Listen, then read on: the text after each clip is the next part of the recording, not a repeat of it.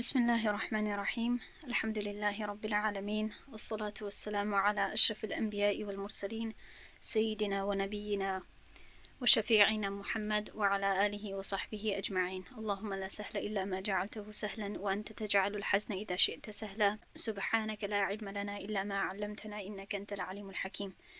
درس امروزی ما در مورد صفات متضاده می باشد. در درس قبلی شما احکام میم ساکن را آموختید و این چنین در مورد غنه هم درس خوندید. در درس امروزی ما درس هفتم هست. ما ان شاء الله در بخش صفات داخل می شویم، صفات الحروف، و این بخش را به دو قسم تقسیم میکنیم. در درس امروزه در مورد صفات متضاده یاد میگیریم و ان شاء الله در درس آینده، هفته آینده، در مورد صفاتی که ضد ندارن، لا ضد لها، در مورد آن حرف ها ان شاء الله یاد میگیریم. و این ان شاء الله یعنی قریب اگر درس امروزه رو حساب نکنیم 3 درس دیگر مانده است، باقی مانده است. درس امروزه اگر حساب نکنیم درس هفته آینده صفات غیر متضاده می شود، بعد مدود و بعدا وقف و وصل و تمام. برای 2 هفته انشالله بعد وقفه میکنیم و بعد از 2 هفته امتحانات می شود. پس انشالله درس امروزه رو آغاز میکنیم. اولا بدانید که الصفات، صفت های حرف ها، اولا صفت چی رو گفته می شود یا الصفات چی رو گفته می شود؟ صحیفه بعدی رو نظر کنید. صفات جمعی کلمه صفتون است که معنایش صفت هم به تاجیکی صفت گفته می شود یا خصوصیت می باشد، البته معنای لغویش. در اصطلاح تجوید صفات به آن خصوصیت های اشاره می کنند که با تلفظ حرف وابستند، خواه این صفت ها دائمی باشند یا موقتی. پس این رو صفت گفته می شود. آن خصوصیت هایی که در درون حرف هست یا به حرف ما باید حرف را با همان صفت ها، با همان خصوصیت ها باید تلفظ کنیم و بعضی وقت این صفت ها دائمی می باشند، یعنی ذاتی می باشند، و بعضی وقت از سببی یعنی بعضی قرائن ها یا بعضی شرایط های جمله موقتی می باشند. برای همین این رو صفات گفته می شود. و صفات به 2 قسم تقسیم می شود: صفات لازمه و صفات عارضه. لازمه و عارضه رو نظر می کنیم که چی معنا دارد. صفات لازمه اگر آسان کرده بگویم صفات دائمی. صفات لازمه آن صفت است که دائما با حرف موجود است و جزئی ترکیبی حرف به حساب می رود. حرف بدون این صفت ها درست تلفظ نمی شوند. مثلا حرفایی هستند که همیشه با صدای بلند یا جهر تلفظ می شوند یا با قلقله خوانده می شوند که این صفت های دائمی هست، صفت های لازمه به حساب می روند. و برعکس این صفت های عارضه می باشد، یعنی که صفت های موقتی. اگر با لفظ های آسان گویم صفت های ذاتی نمی باشند، دائمی نمی باشند، صفت های موقتی می باشند. پس تعریف این چیز صفت عارضه موقتی بوده، تنها در بعض شرایط ها پیدا می شود. یعنی این صفت ها در بعض حالت ها وجود دارند و در دیگر حالت ها نه. مثلا بعض حرف ها در حالت های معین با صدای غوص یا تنک تلفظ می شوند که این غوص و تنک را ما چی می گوییم؟ تفخیم و ترقیق، که وابسته به شرایط تغییر می یابند. پس بعضی صفت ها هست به مانند تفخیم و ترقیق که شما الکی آگاه هستید، یا مثلا ادغام، یا مثلا مدها یا اخفا و غیره، که اینها رو صفت های عارضه گفته می شود. و گرچند که من برای شما نگفته بودم در آن وقت شما صفت های عارضه رو می آموختید و اکنون مداخل می شویم به صفت های لازمه. پس درس امروزه ما و درس هفته آینده در ما تحت همین صفت های لازمه داخل می شود، چون که ما تحت صفت های لازمه چنانی که می بینید در اینجا هست الصفات المتضادة والصفات غیر المتضادة، صفت های متضاده و صفت های غیر متضاده. بهتر است که اینها رو شما همین خل با کلمه های اصطلاحی استفاده برید، یعنی همین خل بگویید که صفت های متضاده و صفت های غیر متضاده، به جای آن که ترجمه اش رو بگویید، برای آن که این کلمه های اصطلاحی می باشند و باید همین معنای، یعنی همین کلمه ها رو باید در اصطلاح تجویدی همین خل استفاده کرده شود. و بعدا ان شاء الله در همین صحیفه بعدی من برای شما میفهمانم که صفت های متضاده و غیر متضاده چی معنا دارن. پس صفت لازمه به 2 نوع تقسیم می شود: متضاده و غیر متضاده. متضاده آن صفت هایی که ضد دارند، یعنی که یک صفت برعکس هم دارند که انشالله خواهید دید. و صفتهای غیر متضاده آن صفتهای هست که ضد ندارند. این هست گویا که ترجمه این دو اصطلاح. اکنون کمک یعنی با تفصیل نظر کرده شود. صفتهای متضاده از بس که این صفتها لازمه می باشند، امکان ندارد که هیچ یکی از حرفهای الفبای عربی را به این صفت موجود باشد. و چون این صفتها ضد دارند، غیر امکان است که حرف هر دو صفتی ضد را همزمان داشته باشد. یعنی که یک حرف نمیتواند که هر دوی صفتهای ضدی را در یک وقت یعنی در بر بگیرد، در یک وقت داشته باشد، یا اینکه این صفت رو می داشته باشد یا این صفت رو از درجه اول. چون که این عموما انشالله یاد میگیرید که این 5 درجه دارد و هر درجه یعنی در هر درجه 2 تا صفت مقابل هست. پس از هر درجه 1 تا صفت رو می داشته باشد. چون که وقتی که 2 صفت به خلاف یکدیگر باشند، به ضد یکدیگر باشند، باید که البته حرف یکی از آنها رو بگیرد. خب همین طور هر یک حرف الفبای عربی باید یکی از این جفت صفات رو داشته باشد.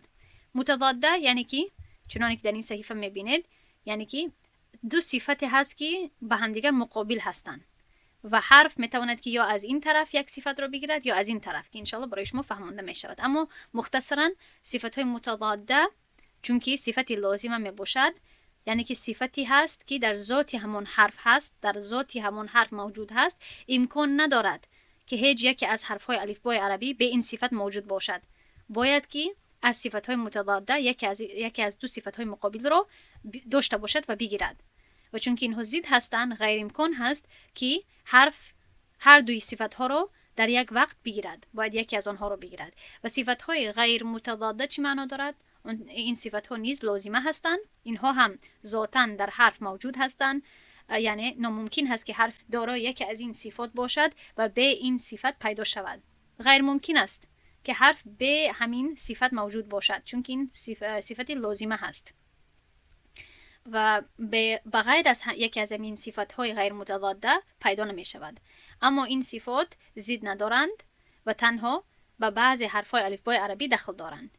البته هر حرفی الفبای عربی، حروف الهجا، این حرف رو، این صفت رو نمی داشته باشد، اما هر یک یعنی وقتی که داشته باشد از او هیچ وقت جدا نمی شود، چون که صفتی لازمه حساب می شود. خب اکنون نظر میکنیم به صفتهای متضاده، الصفات المتضاده. در اینجا چنان که میبینید 11 تا صفت رو من برای شما نوشتم، اما یعنی آسانتر کرده بگویم 2 درجه آخری که هست، درجه 5 که هست در مورد الاسمات و الاطلاق، چون که در این اختلاف هست و قول راجح بین علمای تجوید همین هست که اینها صفت های یعنی این 2 اکو صفت بگویم، اما این 2 موضوع و این 2 اصطلاح داخل صفتهای متضاده اصلا نمیشوند، چون که آنها ربط دارند بیشتر به علم الصرف. از این سبب اینها رو من برای شما پیش نمی کنم، چون که اصلا از جهت تلفظ یعنی به کار نمی آیند، یکم خیلی دخل ندارن به تلفظ کردنی کلمه ها یا اینکه حرف ها. پس اصلا در اینجا 4 درجه رو من برای شما پیش میکنم.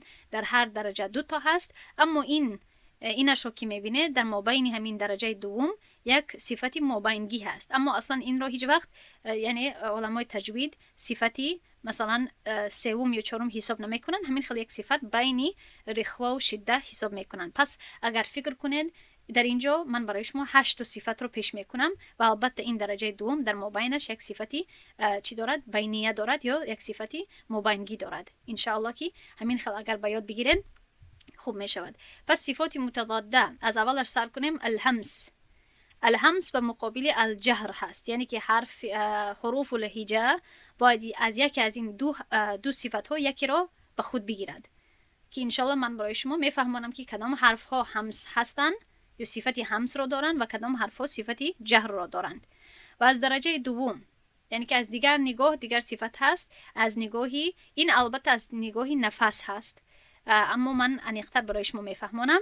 از دیگر نگاه اگر نظر کرده شود، از نگاهی که تا چند زمانه باید حرف را وقت داده شود، از نگاهی زمانه حروف که چند قدر باید دراز کرده شود یا حرف رو چند قدر باید وقت داده شود، از این نگاه هم 2 صفت هست، البته 3 صفت هست، چون که یک صفتی مبینگی هم در اینجا وجود دارد، اما در بین شدة و رخفه می باشد زیادی وقت. یعنی که بعضی حرف ها وقتی کم داده میشوند، بعضی حرفها وقتی زیاد داده میشوند و بعضی حرفها وقتی متوسط داده میشوند که انشالله یعنی من این صفت ها رو چنان که گفتم عمیق برای شما در صحیفه های بعدی میفهمونم. و درجه سوم رو نظر کنین، از جهتی پر یا خالی خواندن، غوص یا باریک خواندن حروف، دو صفت مقابل چی هست؟ استیعلا و استفال. حرفای استیعلا و حرفای استفال. خوب، یا حرف میتواند که حرفای از جمع حرفای استیعلا باشد یا از جمع حرفای استفال. حرف نمیتواند که در عین وقت، در عین زمان هر دوی این صفت های ضدی را یا هر دوی این صفت های مقابل را در بر بگیرد یا داشته باشد. چی طوری که نمیتواند که هم از جهت نفس هم حرف همسی باشد و هم حرف جهری باشد. خب، چون که اینها مقابل هستند، یکی از اینها رو باید داشته باشد.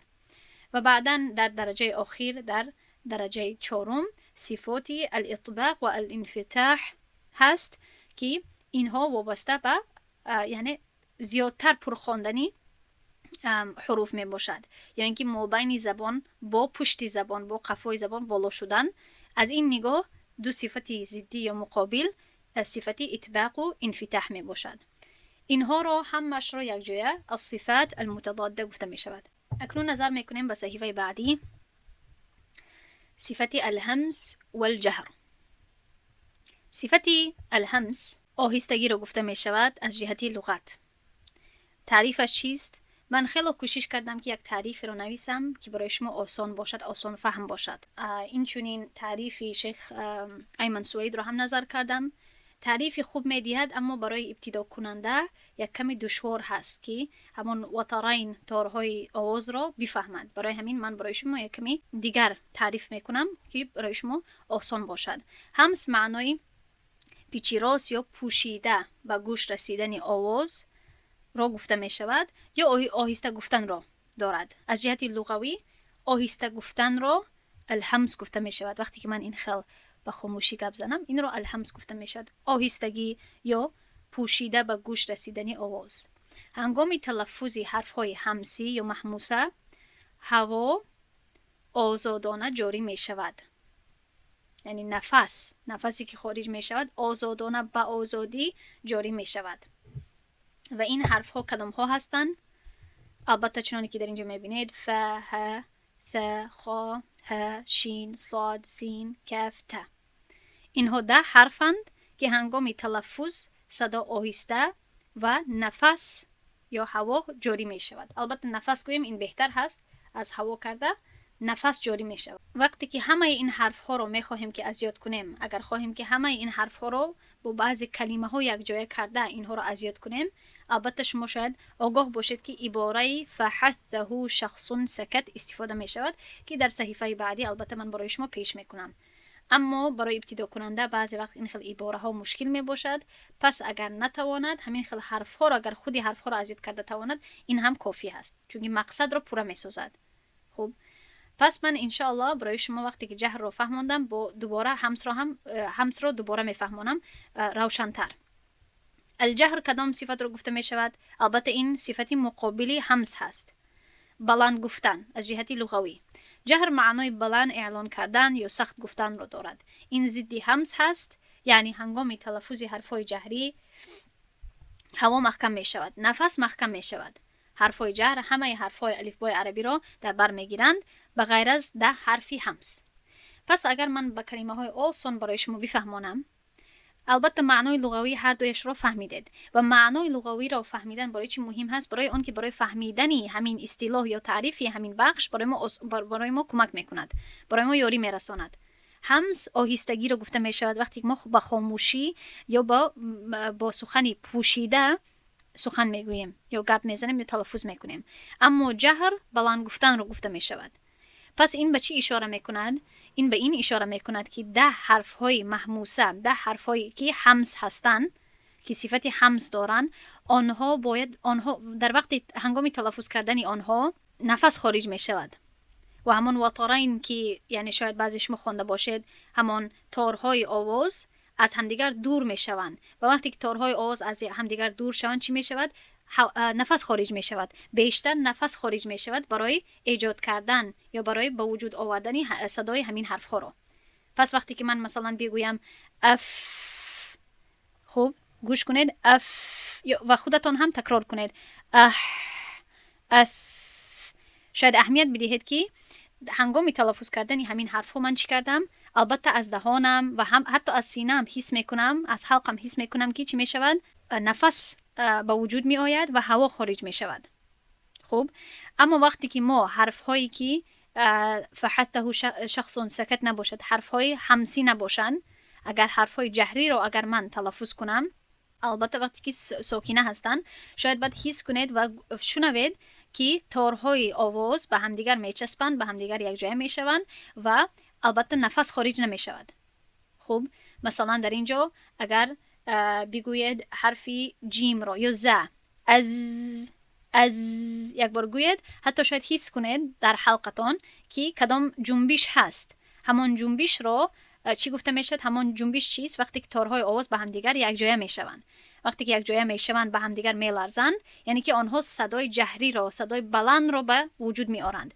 از یکدیگر دور نمیشوند که هوا خارج شود از مابین آنها. فهمیدین؟ پس اینها هر حرفی که یعنی این حرف ها نباشند، هر حرفی که به عوضی یا به غیر از این 10 حرفای همسی باشد، آنها را حرفای جهری گفته میشوند. این دو صفت های درجه یکم شد که وابسته به نفس، خارج شدن نفس یا هوا هست. خب چنانی که امام الجزری هم میگوید که محموسها فحثه شخص سکت، شدیدها لفظ اجد قط بکت، که انشالله به اینها می آیم. اکنون بعداً چی هست؟ این صحیفه تجوید المصور رو من برای شما پیش میکنم تا اینکه یعنی روشن‌تر باشد. الهمس و الجهر محموسه، یعنی حرفایی که دارای صفت همس هستند. سکت فحثه شخص، اصلا این را وقتی که من حفظ کردم و در متن الجزری هم چی هست؟ فحثه شخص سکت، فحثه شخص سکت. اما اگر کسی سکت فحثه شخص هم بگوید، یعنی آنقدر فرق نمیکنه، چون که مقصد ما حفظ کردن همین حروف هست، نه اینکه عباره. اما عباره اصلی فحثه شخص سکت هست. خوب، و البته حرفایی که به عوضی یا به غیر از این 10 حرفا هستن 19 تا هست. حرفای مجهوره گفته می شود که باقی الحروف هست، یعنی همه حرفای باقی مانده حروف الهجا الف بای عربی چی هستن؟ حرفای جهری یا مجهوره حساب می شوند. ادامه میدیم به درجه بعدی که وابسته به یعنی مدتی تلفظ کردن حروف می باشد. اولا صفتی شدة، قوت را گفته می شود. شدة معنای قوت یا سختی را دارد که گرچند که این معنای لغویش هست، اما من برای شما می فهمونم که چه خیلی بین معنای لغوی و اصطلاحی در اینجا رابطه هست، ربط هست. هنگام تلفظ این حرف ها صدا محکم می شود، یعنی صدا به مانع بیرون نمی شود. حرفهای شده اینها هند: الف، جیم، دال، طا، کاف، تا، با، قاف. این حرفها قوت زیادی را طلب می کنند و صدا یک مدت بسته می شود و بعد آزاد می شود. بعد آزاد نمی شود، اما ما باید آزاد کنیم که من برای شما می فهمانم چی طور. یعنی که اینها را اگر شما با سکون تلفظ کنید، من برای شما فقط همین حرف ها رو با صفت شده تلفظ میکنم. نمیدانم که آوازم رو شاید آواز برای شما رسد یا نه، اما به میکروفون نزدیک میشوم. اگر من اینها رو تلفظ کنم، شده این رو گفته میشود: اب، ات، اک، اب، اد. دیدید که چخیل در اینجا یک سختی هست. سختی به چی اشاره میکند؟ همان آواز به مخرج میچسبد و در همان جا باقی میماند. یعنی سخت هست که من یعنی همان بعد از همان حرف به دیگر حرف گذارم. برای چی؟ این حرف های شدید هستند، حرف های هستند که دارای صفت شدت هستند و از سبب همین آواز تیز به پایان میرسد، دوام ندارد، ادامه ندارد. که به خلاف این من برای شما میفهمانم مثلا در رخوه که چخیل حرف ادامه دارد صداش. مثلا اگر حالا یک حرف رو به مثال بیارم، در اینجا حرفی ف نیست، در اینجا هم حرفی ف نیست. پس حرفی ف دارای صفتی رخوه می باشد. که مثلا اگر من بگویم اف، اف، دیدید که چخیل به آسانی و به نرمی همان صدای ف در مخرج نچسبید، باقی نماند و زبانم گویا که قلف نشد در همانجا. ف همین دوام کرد. اف که گفتم دوام کرد. مثلا اس، اس، خیلی به آسانی صدا چی می شود؟ اول همون زبانم یا هر جایی که هست به مخرج می رسد و بعدا صدا به وجود می آید و آهسته پس می شود. این شدت نیست. خب به خلاف شدت که شدت همین که زبانم به مخرج می رسد صدا فوراً و چی می کند به انتها می رسد و برای من خیلی سخت هست که ادامه بدهم. زبانم به همانجا قلف می شود. این را حرفهای شدت گفته می شوند و آنها خیلی از جهت دوران، از جهت زمانه خیلی زمانه کوتاه داده می شود. اما چه ما از این سختی خود را رها کنیم؟ من برای شما انشالله به فکرم در صحیفه های بعدی من برای شما میفهمانم که چه خیلی انسان میتواند که خود را از این سختی، از این شدت رها کند. چون که بعضی صفت های دیگر هست که به این حرف ها کمک میکنن. این حرف ها را از شدت بودن رها میکنن، آسان میکنن برای قاری و قاریه که زبان این خیلی قلف نشود، که الکی شاید بعضی شما بفهمید. اما اینها رو وقتی که ما یک جای میگوییم، یک عباره ایجاد میکنیم، اینها رو ما چخیل این حرف ها رو از یاد کنیم با عباره اجد قط بکت. اجد قط بکت. در اینجا من برای شما آوردم اجد قط بکت، چی طوری که امام جزری گفته بودم که میگوید محموسها فحثه شخص سکت شدیدها لفظ اجد قط بکت در منظومه الجزریه، بخشش متن الجزریه. اکنون انشاءالله پیش از آن که به توسط داخل شویم یا بینیه، من برای شما کاملا یعنی صفتی مقابل را میفهمونم که صفتی رخوه هست. الکی کمک داخل شده بودیم. رخوه معنای نرمی دارد و این ضد شدت هست. هنگام تلفظ حرف های رخوه صدا نرمانه و آزادانه جاری می شود. چی طوری که برای شما فهموندم اف، اس، اس، اینها را حرف های رخوه گفته می شود. یعنی که همه حرف هایی که حرف های شدت نباشند و حرف های توسط نباشند، یعنی باقی مانده حرف های رخوه به حساب می روند. و آخران یک درجه مابینگی هست که این را یا توسط گفته می شود، توسط یا بینیه، میانه رو، یا درجه میانه، درجه متوسط. توسط معنای میانه روی را دارد. این صفت بین شدت و رخوه جایگیر هست. هنگام تلفظ این حرف ها صدا نه مثل رخوه آزاد جاری می شود و نه مثل شدت بسته می شود. حرف های توسط اینها هند: میم، عین، نون، لام، را. و یک جای اینها را چی می گوییم؟ لین عمر. این عباره را ببینید. کسی که بخواهد که یک عباره را حفظ کند که دارای همه حرف های چی باشد، بینیه یا توسط، میتواند که همین عباره را حفظ کند. چنانه که امام الجزری رحمه الله میگوید و بین رخو و شدیدی لین عمر. خوب، لین عمر. و چنانه که گفتم همه حرف هایی که به غیر از این دو نوع باشد حرف های رخوه حساب می شوند. و چی معنا دارد؟ یعنی که چیزی که در همین جا من برای شما تعریف پیش کردم همان هست. صدای شدت تیز به پایان می رسد، تیز محکم و بسته می شود. صدای حرف های رخوه یا راخا و هر دویش درست هست ادامه دارد، آزاد جاری می شود تا اینکه پس شده به انتها می رسد. اما حرف های توسط نه اونقدر تیز به پایان می رسند، بسته می شود، نه اونقدر آنها رو باید کشیده شود، جاری کرده شود. البته از جهتی که آیا امکانیتش هست یا نه، البته برای حرفهای بینیه یا توسط امکانیتش هست که آنها رو دراز کرده شود و بعضی شاگردان همین خطا رو میکنن که آنها رو دراز میکنن، اما آنها رو نباید دراز کرد. یعنی زمانه همین حرف ها رو باید ما دورانی که همین حرف رو تلفظ میکنیم، وقتی که همین حرف رو میدهیم، باید آنقدر طولانی نباشد، آنقدر کشیده یا جاری کرده نشود. مثلا عین رو همچون مثال می آورم، باید مثلا این رو گفته شود، نه اینکه این خیلی باید دراز کشیده نشود. و این هم خیلی کم هست. مثلا اعطیناک، من این خیلی باید نگویم اعطیناک، این زیادی بد شد. این به مانند رخوه دراز کردن رو گفته می شود.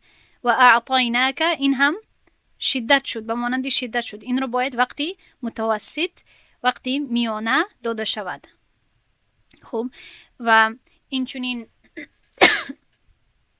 لام رو هم نه اینکه این زیادی بد شد یا این کم شد. باید وقتی میانه داده شود. خوب، و اکنون نظر میکنیم به صحیفه تجوید المصور الشدة والرخوة والبینیه. البته حرفهای شدیده اجد قلط بکد، حرفهای توسط لین عمر و حرفهای رخوه باقی الحروف، باقی مانده حرفها. اکنون در اینجا نظر کنید، من برای شما یک فایده رو پیش میکنم. چنانی که در اینجا میبینید حرفهای شدیده، حرفهای شده اجد قلط بکد هست. بعضی حرفهای شده در ما تحت جهر داخل میشوند، یعنی که صدا باید به نفس، یعنی که صدا بلند و جهران تلفظ می شود، با نفس نه. و بعضی حرفایش هست که با نفس، یعنی تلفظ باید با نفس تلفظ شوند. پس از بین همین اجد و قطم بکد، این 6 حرف ها مجهوره هستند و باقی مانده 2 حرف دیگر محموسه هستند. یعنی که از جهتی وقت، از جهتی دورانی که ما به همین حرف ها میدیم، این حرف های اجد و قطم بکد حرف های شدیده هستند که چنانی که در اینجا من برای شما پیش کردم، با آنها خیلی وقتی کم داده می شود و حتی ما نمی توانیم که صدای آنها را دراز کنیم و جاری نماییم، برای آنکه زبان تیز در همان مخرج می چسبد و آواز تیز بسته می شود. اما ما چطور می توانیم که خود را خلاص کنیم از همین سختی؟ پس این راهی اولش هست که این را نظر کنید. بعضی حرف ها هست از همین عباره اجد و قطم بکت، حرف های قطب و جد با همزه، این 6 حرف از ما بین همین حرف های هستند که هم صفت شده را دارن اما هم صفت جهر را دارن. و از سبب همین ما می توانیم که از همین سختی که حرف های شده دارن خود را خلاص کنیم. چطور؟ علمای تجوید میگویند که از سختی حرف قاف، طا، با، جیم، دال ما می توانیم که با واسطه قلقله خود را خلاص کنیم. پس وقتی که من میگویم مثلا اب، صدا را در همونجا محکم نمی کنم بلکه قلقله می دهم و بعد همون سختی گم می شود. پس من میگویم اب. وقتی که یک بار خودتون تمرین کنید و مقایسه کنید، وقتی که میگوید اب و همین صدا رو بسته میکنید در مخرج، آیا این آسان هست برای تلفظ و برای ادامه دادن یا اب؟ البته که دویمش، چون که وقتی که ما این خیل اب میگوییم و صدا رو محکم میکنیم، صدا بسته میشود، خیلی برای ادامه دادن برای ما سخت هست. همین خیل هم اد یعنی دال رو اگر من با فقط صفت شده این رو تلفظ کنم اما این رو جهر ندهم، قلقله ندهم، خیلی دشوار می شود تلفظ کردن این حرف. پس من باید به این چی بدهم؟ قلقله بدهم. اد. همین خیل هم اج، اقو. خوب. و برای چی در اینجا حرف حمزه را هم شامل کردن؟ از سببی که یعنی حرف حمزه آنقدر دشوار نیست وقتی که برای حرف حمزه شده کرده شود. برای خلاصی شده حرف حمزه بعضی وقت چی کرده می شود؟ تسهیل کرده می شود که در قرائت امام حفص وجود ندارد. مثلا مؤمنون، همین مؤ که میگویم حرف دویمش حمزه هست، بعضی وقت این رو یعنی با طریق تسهیل این رو مومنون میگویند، اما این در قرائت امام حفص نیست. و عموما علما میگویند که آن سختی که در حرف حمزه وجود دارد از سبب شدتش آنقدر سخت نیست مقایسه به دیگر حرف ها، اما از سبب همین جهر بودنش یا بلند تلفظ کردنش آنقدر سخت نیست. پس اینها یعنی ما از سختی همین حرف ها، همین 6 حروف با صفت جهر خلاصی میکنیم، خود را خلاص میکنیم. اما برای حرف کاف و تا که اینها هم حرف های شدیده هستند، ما چطور از سختی تلفظ همین حرف ها خود را خلاص میکنیم؟ با صفت همس. پس وقتی که من میگویم، فقط من اگر اک بگویم یعنی با سکون کاف، شاید شما حتی کاف را نشنوید. مثلا من میگویم اک، خوب. یا مثلا اگر تا رو با سکون بگویم ات. خوب، چون که من اینجا همس نکردم حرف ها رو شاید شما با طریق اینترنت نشنوید، اما من البته حرف ها رو تلفظ کردم، اما چون که صدای این حرف ها به همان مخرج می چسبند و به پایان می رسند تیز، شاید شما نشنوید. از این سبب هست که ما از خلاص شدن از خلاص شدن از همین شدت ما چی میکنیم؟ صفت حمس رو پیروی میکنیم و من کمک باید نفسم رو خارج کنم بعد از تلفظ کردن همین حرف. پس علمای تجوید میگویند که اول باید به این دو حرف صفت شدت جاری شود و فوراً صفت حمس بعداً می آید. پس من این طور باید تلفظ کنم اک اک ات. یعنی خیلی کم هست اما من کمک زیادترش میکنم یا بلندترش میکنم که شما با طریق اینترنت البته شنوید. البته به میکروفون هم نزدیک هستم اما یعنی خیلی یعنی باید عادی باشد. یعنی این خیلی دراز نکنید که اک. این خیلی باید گفته نشود. این گویا که حرف رو مقلقله کردن. خب صفت قلقله گویا که دادید که در این حرف ها قلقله نیست. یا ات این نادرست هست. باید صدای همین حرف ها این خیلی دوباره تکرار نشوند. فقط همون گویا نفسکی که هست در دهانتان همون رو میدهید که رها شود بعد از به مخرج رسیدن. خب اک ات تمام. اک نمیگویم، ات نمیگویم و این چنین ت رو ت نمیگویم. ات این هم نادرست هست که بعضی ها همین عادت رو دارن که ت میگوین. ت نادرست هست. خب ادامه میدهیم. اکنون این صحیفه رو من برای شما پیش میکنم از سببی که شما کمک اهمیت بدهید که چطور ما باید برای حرف ها زمانه آنها رو بدهیم، زمانه‌ای که آنها حقدار همون زمانه هستند چطور ما باید به آنها بدهیم. در اینجا چنانی که میبینید حرف های شدیده، حرف هایی که صفت شدت دارن با سبز رنگ شدند، حرف هایی که یعنی صفت متوسط رو دارن، توسط رو دارن، آنها با همین رنگ فیولتوی که میبینید به همین هستند رنگ شدن و حرف های رخوه آنها با سرخ رنگ شدند. پس بعضی آنها رو، بعضی همین کلمه ها رو من برای شما همچین مثال پیش میکنم. مثلا در اینجا نظر کنید یکم آیت رو، کلمه نشرح، میبینیم که در اینجا دو تا حرف های رخوه میباشند. رخوه ما چی گفتیم؟ در اینجا نظر کنید. رخوه معنای نرمی رو دارد. هنگام تلفظ حرفای رخوه صدا نرمانه و آزادانه جاری می شود. یعنی که از جهت زمانه به شدت خیلی زمانه کم داده می شود، به توسط کمی بیشتر و برای رخوه از همه زیاد وقت داده می شود. پس هنگام تلاوت خود حرفهای شدیده رو که دیدید کم وقت بدهید، حتی آنها رو دراز کردن هم یعنی ناممکن هست. گویا حرفهای رخوه رو خیلی وقت بدهید و حرفهای توسط رو یا بینیه رو در بینشون بگذارید، در بین هر دوی این صفت ها بگذارید. وابسته به این که آیا شما تیز قرائت میکنید یا آهسته قرائت میکنید، یعنی مقایسه به همین وابسته به همین سرعت قرائتتون باید همین زمانه رو شما چی کنید؟ تقسیم کنید بین همین سه صفت.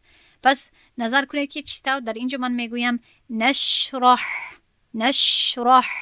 همین شوح که میگویم این رو توسط گفته میشود و من برای هر دوی این حرف ها چی میکنم؟ وقت میدهم. با مقابل صادرک من در اینجا چی کردم؟ صاد کردم، یعنی دراز کردم؟ نه، چون که حتی ممکنم نیست. اگر من کوشش کنم که د رو دراز کنم چی میشود؟ قلقله میشود، حرف می جنبد و چند بار تکرار میشود. کف رو هم اگر من بگویم که کف رو خودی مخرج کف رو دراز کنید، رک حتی دراز کرده هم نمیشود. برای همین برای دال هم حرفی شده هست با قلقله تلفظ می شود و کف شده هست با همس خلاصی می کنیم. صادرک دیدید که من چقدر گفتم در آخر؟ همین خیل. پس امیدوار هستم که شما فرقی بین رخوه و شده رو شنیدید و اکنون وابسته به آیا من تیز قرائت می کنم یا آهسته، همین میم و لام و عین رو وقت می دهم. علم گفتم، علم نگفتم، این زیادی بد شد. الم نشرح لك صدرك. خب این گونه باید زمانه رو شما تمرین کنید. اکنون در اینجا نظر کنید وضعنا. در اینجا وقتی متوسط دادم. عنك وزرك وقت دادم چون که این حرفی رخوه هست. وزرك. خوب، پس این گونه شما همین صحیفه رو استفاده کنید و تمرین کنید. ادامه میدهیم به صفت استیعلا و استفال. استیعلا بلند شدن رو گفته می شود. استیعلا معنای بلند شدن رو دارد. هنگام تلفظ حرف هایی که این صفت رو دارند، قسم قفای زبان به طرف بالا بلند می شود. این صفت در 7 حرفی زیرین موجود هست: صاد، ضاد، طا، غین، قاف، ظا، خا. البته شما اینها رو الکی چی کرده اید؟ از یاد کرده اید. اینها را حرفای خص ضغط قض گفته می شود. چطوری که در متن الجزریه بعد از عباره توسط امام جزری چی میگوید؟ و بین رخو و شدید للعمر، و بعدا میگوید و سبع علو خص ضغط قض حصار. و سبع علو خص ضغط قض حصار. پس از همونجا ما میفهمیم که 7 حرفای استیعلا همین ها رو گفته میشد. خص ضغط قید، این عباره را اگر شما از یاد کنید، همه این حرف ها حرفای مستعلیه یا حرفای استیعلا حساب میشوند. و هنگام تلفظ کردن این حرف ها چی باید کرد؟ باید این حرف ها رو با دهان پر تلفظ کرده شود. باید که قسم قفای زبان به طرف کام بالا شود. خوب، و دهان باید پر شود و اینها رو باید با تفخیم باید تلفظ کرده شود. باید با صدای غوص تلفظ شود. از سبب بلند شدن قسم قفای زبان این حرف ها با صدای پر، غوص یا تفخیم تلفظ می شوند. و مقابل این صفت کدام صفت هست؟ صفتی استفال، پس شدن. یعنی که ما اشاره به زبان هست. این استفال معنای پس شدن را دارد و این ضد استیعلا می باشد. هنگام تلفظ حرف هایی که این صفت را دارند، قسم قفای زبان نمی بردارد و پس می ماند. این صفت در همه حرف ها بغیر از حرف های استیعلا پیدا می شوند.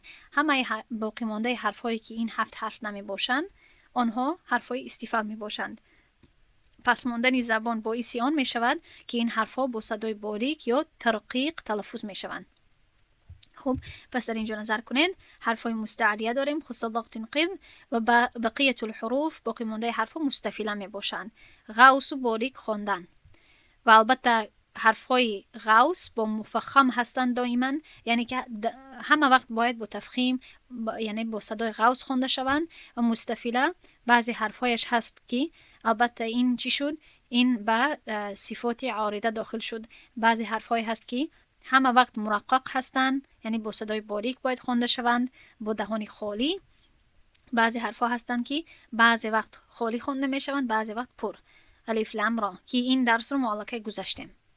خب، و از همه این صفت ها، صفتی که برای شما باید آشنا باشد همین صفت های استیعلا و استفال باید باشد. خب، و اکنون نظر میکنیم من خیلی به این موضوع داخل نمیشوم، چون که اختلافاتی که در این موضوع هست ضروری نیست که شاگرد ابتدا کننده از همه آنها آگاه باشد، اما برای تفخیم هم درجه ها هست.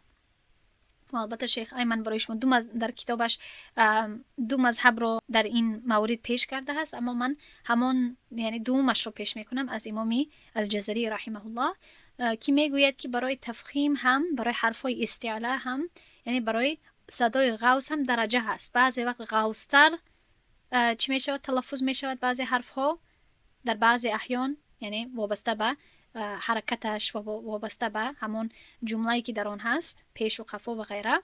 و بعضی وقت یعنی کمتر با تفخیم تلفظ می شوند. پس در اینجا نظر کنید، در اینجا برای شما 5 درجه رو پیش کرده است. گفته است که هنگامی که حرف استیعلا با فتحه باشد و بعد از فتحه الف باشد، این از همه درجه بالای تفخیم می باشد. برای چی؟ چقدر می توانید به یاد بگیرید؟ برای آن که اینجا فقط نه فقط همون حرف استیعلا پر خوانده می شود، بلکه پوری یا غوصی همون حرف با الفی که بعد از آن هست دراز کرده می شود و الف هم غوص خوانده می شود. پس گویا که در اینجا 2 حرف غوص خوانده می شوند. پس در اینجا قال از همه پر، قاف در همین چی هست؟ در همین بخش یا در همین موقع از همه پر در همین جا خوانده می شود. وقتی که مفتوح باشد، فتحه دار باشد و بعدش الف باشد. و اگر پستر رویم، پایانتر رویم، وقتی که فقط مفتوح باشد و بعدش الف نباشد، در آنجا پر خوانده می شود، اما اونقدر پوری درجه اول نه. قال در اینجا قد. خوب، و البته فرق کردن شاید خیلی دشوار باشد، اما وقتی که حرف متحرک باشد، یعنی فرق کردنش آسان هست از حرفی ساکن و بعدن از حرفی مکسوره. خب پس وقتی که حرف بعداً مضموم باشد این درجه بعدی هست. یقو، یقولو. در اینجا قد، قو، قو، قد، قو. در اینجا وقتی که و بعداً درجه بعدی چی هست؟ وقتی که ساکن باشد. یقو، یقطعون، یقطعون. سقو، سقناه، قو. شقو، شقوتنا. و آخران درجه تفخیم هنگامی است که بالا یعنی در زیر حرفی استعلا کسره باشد. قی، قیله، قیله. این خیلی کم هست وابسته به مثلا قوله، چون که همین خودی کسره تا یک درجه همون حرف استعلا رو مجبور می سازد که کمی از همون درجه تفخیمش پایان تر آید. بعدا نظر کنید اطباق و انفتاح آخرین صفت های امروزه می باشند. اطباق پوشیده، اطباق پوشیدن یا پوشش رو گفته می شود. خب هنگام تلفظ این حرف ها قسم مابین زبان و بالای دهان نزدیک می شود و آن را گویا می پوشاند. در صفت های قبل از این استیعلا و استفال پشت زبان و کام دهان بالا شد. در اینجا مابین زبان هم گویا که تمام زبان با کام دهان بالا می شود، با بالای دهان بالا می شود و گویا که بالای دهان را می پوشاند. و از این سبب بعض حرف‌های هست از حرف‌های استعلا که حتی پرتر خوانده می شوند و این 4 حرف هست: وا، طا، ضاد، صاد. نقطه اول همه حرف‌های اطباق این چنین حرف‌های یا دارای صفت استعلا می باشند. البته چون که برای آن که حرف‌ها پرتر حساب شوند اولا باید که پر باشند. خب برای همین هر حرف اطباق حرف استعلا هست، اما هر حرف استعلا حرف اطباق نیست. این قاعده رو انشاءالله حفظ کنید، به فکرتون بگیرید. دوم نقطه این است که از سبب این صفت این حرفا با صدای قوس خوانده می شوند، حتی بیشتر از حرفهای قاف، غین و خا که تنها استعلا دارند. و انفitاح مقابل این هست، البته وقتی که این صفت نباشد همان را انفitاح گفته می شود، گشادن. انفitاح معنای گشادن را دارد و این ضد اطباق می باشد. هنگام تلفظ این حرف ها قسم مابین زبان گشاده می ماند و با بالای دهان نزدیک نمی شود. این صفت در همه حرف ها بغیر از حرف های اطباق موجود هست. این چنین حرف های قاف، غین و خا دارای این صفت هستند. یعنی که گویا که وقتی که صفت اطباق نباشد صفت انفitاح دارد، یعنی که مابین زبان بالا نمی شود و حرف را با وجودی که استعلا هست، با وجودی که یعنی پشت زبان بالا می شود اما مابین زبان بالا نمی شود و از بس که زبان گشاده می ماند این حرفا با صدای باریک یا خالی یا ترقیق خوانده می شوند. یعنی که با صدای باریک نه، اما از سببی که اینها یعنی اطباق ندارند از وابسته به طا، ضا، صاد و ضاد کمی باریکتر خوانده می شوند. اما البته که خود صادق تنقید اینها چی هستند؟ حرفهای استعلا هستند، البته باید با ترقیق خوانده شوند. خب اکنون نظر کنید در اینجا حرفهای مطبقه و حرفهای منفتحه. و چنانی که امام الجزری هم درباره همین صفت ها هم میگوید که والصاد و ضاد طاء و ضاء مطبقه و فر مل بالحروف المطلقه. اما انشاءالله ما فقط به همون صاد، ضاد، طا، ضا مطبقه که میگوید به همون توجه خود را میدیم. در اینجا هم آمده است. و باقی الحروف همون حرفهای هست که یا حرفهای هستند که حرفهای استفال هستند یا حرفهای هستند که حرفهای استعلا هستند. خب چون که منفتح انفتاح حرفهای هست که بغیر از این 4 حرفها هستند. پس بعضی حرفهای انفتاح حرفهای استفال می باشند و بعضی حرفهای انفتاح حرفهای استعلا می باشند که این 3 تا حرفهای استعلا همین دارای انفتاح هستند. خب و آخران یک قاعده رو در اینجا البته من اشاره کردم اما باز هم از این صحیفه برای شما پیش میکنم که حرفای استعلای 7 گانه 7 تا که هست 2 تا به 2 درجه تقسیم میشن، به 2 نوع تقسیم میشن. حرفای مستعلیه که مطبقه هستند و این 4 تا حرف هست، یعنی که حرفایی که هم استعلا دارند و هم اطباق دارند، صاد، ضاد، طا، ضا می باشند. و حرفهایی که حرفای استعلا هستند، اما حرفای منفتحه هستند. این غین خا قاف هست. و سبب تقسیم کردن چیست؟ یعنی چی فایده می آورد برای ما فهمیش این نقطه؟ حرف الاستعلاء المطبق اشد تفخیما من حرف الاستعلاء المنفتح. نحو حرفی که هم اطباق صفت اطباق داشته باشد با صفت استعلاء، غوص خواندنش تفخیمش بیشتر و شدیدتر هست از حرفای استعلایی که صفت انفتاح داشته باشند. پس مثلا در اینجا ضامر گفته است که اشد تفخیما من غالب. ضامر غالب غالب. خب وطور اشد تفخیما من وقومو وقومو. من در اینجا نمیگویم در اینجا نمیگویم که غالب، غا نمیگویم. ضرور نیست که اینقدر پر کرده شود. غالب، غا نمیگویم. خب اما در اینجا من تا حدی امکان از همه غوصی که میتوانم میکنم. ضامر. خب اکنون ادامه میدیم. یک مثال دیگر این چنین میگوید که ضیزه و عظیم. اینها پرتر هستند، تفخیمشان زیادتر و بیشتر هست از این کلمه ها قیله و غیض و غیض. نمیگویم و غیض. این زیادی بد شد، این تکلفی یعنی به جای هست. و غیض و غیض. و در اینجا هم و خیفه. نمیگویم خیفه و خیفه.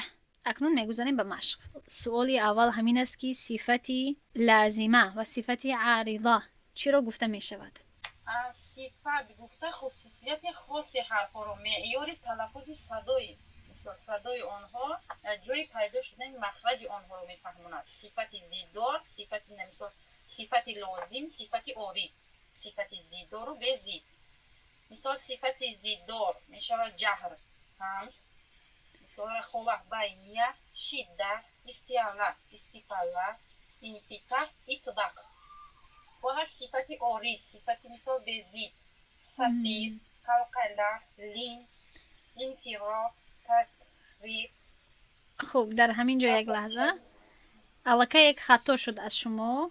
صفت های متضاده و غیر متضاده هر دویشان صفت های لازمه حساب می شوند. خب پس صفت های عارضه جدا هستند. من همان چی می خواهم تعریفی صفت های لازمه و عارضه را می خواهم که شما نزدیک شدید اما بعد دور شدید.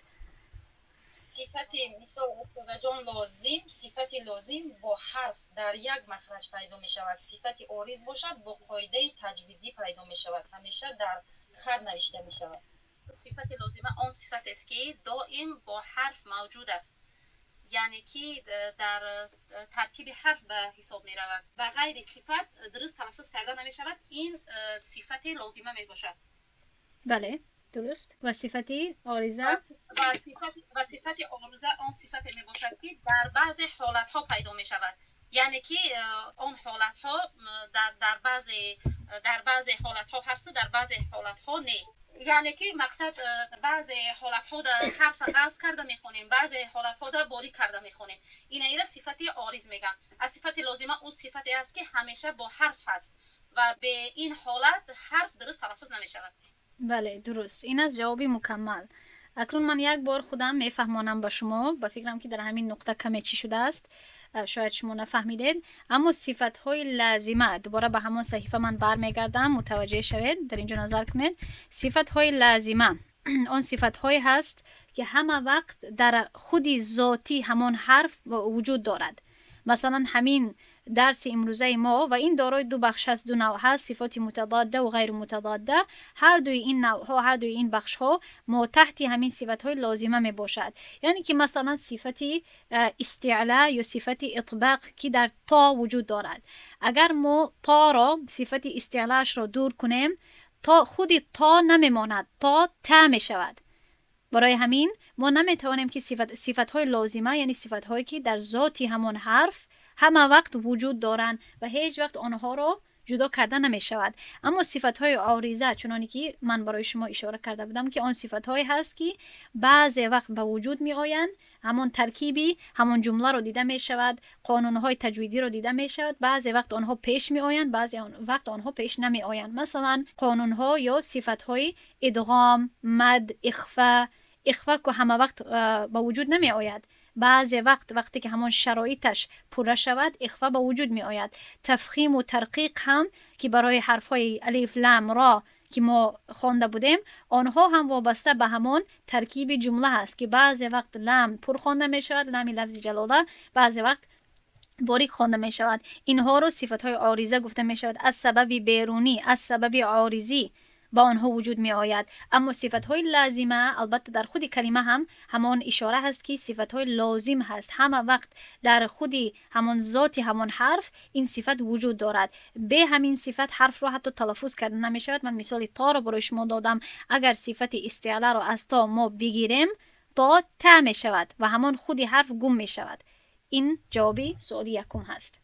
خب اکنون سوال دوم، متضاده و غیر متضاده چی رو گفته می شود؟ فقط تعریف اینها رو بدهید. یعنی که متضاد گفته ضددار و غیر متضاد گفته به ضد رو میکن. یعنی که کلمه هایی که بر ضد دارن کلمه های متضاد گفته میشن. صفت هایی که ضد دارن ها؟ همین خواه؟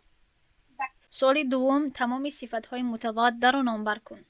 صفت ضددار متضاد یعنی که چهار تا می باشد. ҳамс ویش ضدش جهر است، شدت ضدش بینیه و رخوت، استیعلا ضدش استفاله، اتباق ضدش انفitاҳ. صفت استیعلا و استفال چی رو گفته می شود؟ کی میخواد جواب بدهد؟ استفاله گفته این حرفای استیعلا این حرفای قفص است، استفاله گفته این حرفای صفتای باریک است. یعنی که با زبان چی می شود؟ همین رو بفهمونید. مثلا در استیعلا کجای زبان بالا می شود؟ یکم چیز می شود؟ قسمی قفای زبان برداشته می شود. بله این تعریف درستش هست، چون که اگر غوث و باریک گوید این حتی صفت های عارضه رو هم در بر می گیرد. تفخیم و ترقیق که نادرست می شود. برای همین تعریف رو با بالاشوی قفای زبان گوید. خوب به طرف بالای دهان. سوال بعدی، صفت ҳамс و ҷаҳр چی رو گفته می شود؟ ҳамс ملایم تلفظ کردن حرف بیان که حرفای از صفت قسم جهری و ҳамسی می شود و جهر غوث و بر ضد ҳамس می باشد. کمی پرتر یکم کسی دیگر میخواد جواب بدهد؟ ҳамس یا یکم خیلی دیگر تعریف بدهد ҳамс و ҷаҳر رو؟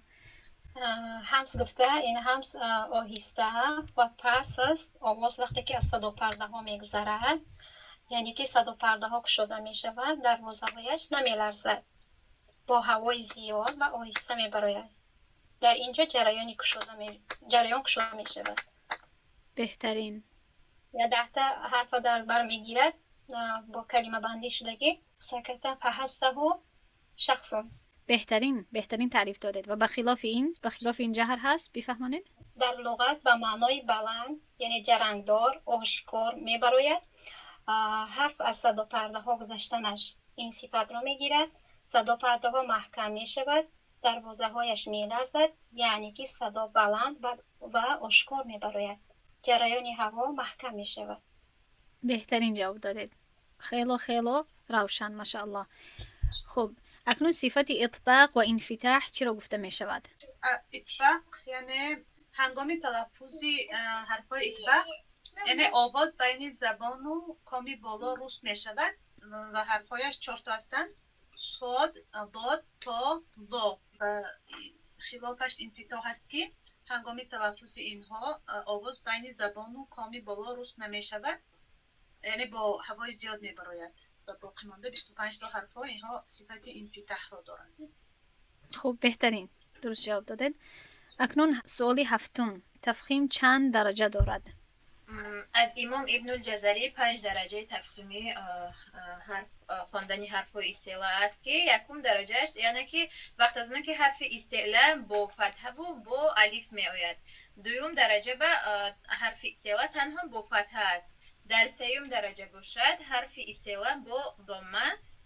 در چهارم درجه باشد حرف استیعلا با ساکن است و درجه آخرین یعنی درجه پنجم باشد با کسرو هر وقت از اون که حرف استیعلا با کسرو میاد درجه پنجمین تفخیم خواندن حرف استیعلا به حساب میره.